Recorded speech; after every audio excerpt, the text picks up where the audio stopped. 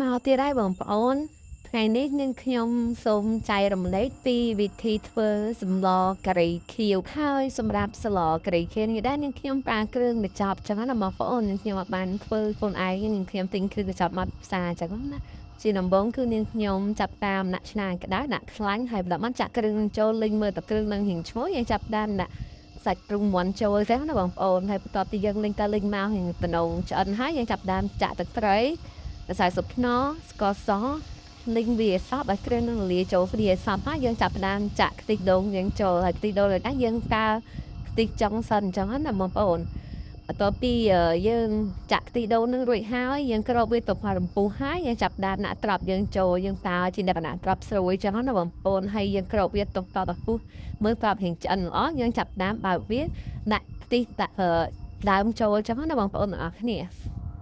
បន្ទាប់ពីយើងបានដាក់ខ្ទិះដើមចូលមើលទៅស្លយើងរៀងពុះឆ្អិនល្មមហើយយើងចាប់ផ្ដើមបង់ជីរួចជាការស្រេចបងប្អូនតែប៉ុណ្ណេះស្លការីខៀវសាច់មាន់របស់យើងវារស់ជាការស្រេចបងប្អូនទាំងអស់គ្នាអរគុណសម្រាប់ការតាមដានទស្សនាវីដេអូជួបគ្នានៅវីដេអូក្រោយជម្រាបលា